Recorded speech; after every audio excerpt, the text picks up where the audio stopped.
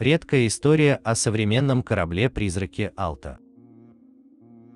Торговое судно Альта было построено в 1976 году и назван Танангер, имел несколько других имен, прежде чем стать Альтой в 2017 году.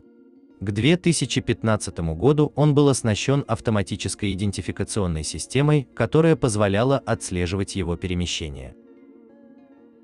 Он периодически включал и выключал автоматическую идентификацию системы, так как в основном путешествовал по Средиземному морю.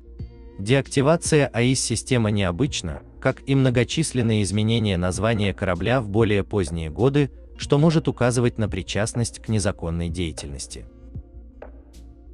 Суда, намеренно отключающие автоматическую идентификацию системы, почти всегда действуют нелегально.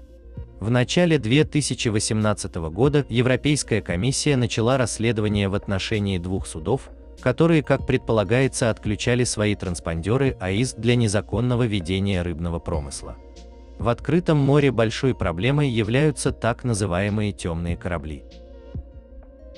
В октябре 2018 года судно совершало рейс из Греции на Гаити.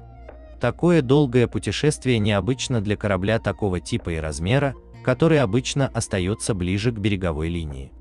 У корабля отказали двигатели в Атлантическом океане, в результате чего экипаж оказался в затруднительном положении.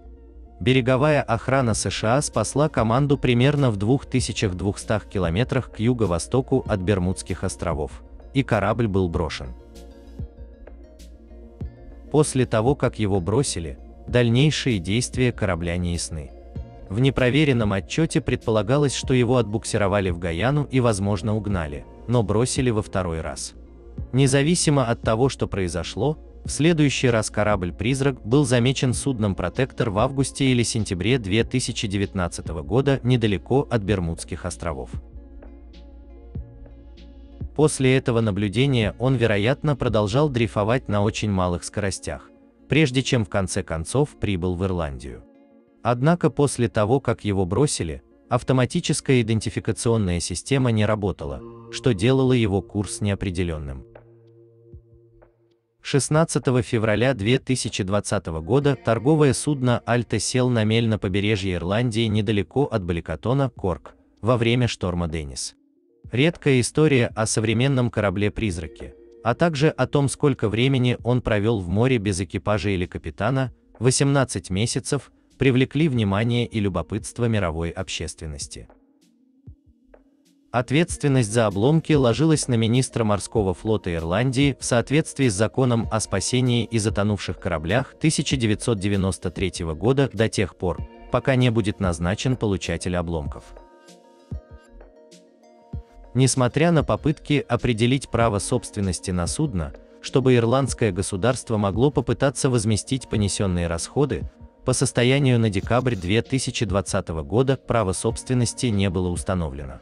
Хотя коммерческая стоимость лома корабля низкая, стоимость удаления обломков для ирландского казначейства может превысить 10 миллионов евро. Торговое судно Альта ранее был предметом спора о праве собственности, с утверждениями, что однажды он был угнан и отбуксирован в Гаяну, но были предприняты усилия, чтобы установить, где он был зарегистрирован в последний раз.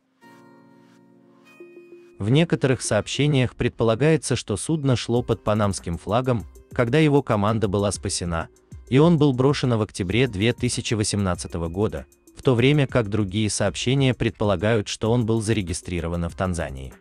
62 полных барреля нефти были в конечном итоге извлечены из места крушения на вертолете. После этого корабль был опечатан и стал недоступным. К октябрю 2020 года состояние обломков настолько ухудшилось, что Совет графства Корк опасался, что корабль развалится. Графство обратилось за помощью к другим департаментам правительства Ирландии в удалении корабля.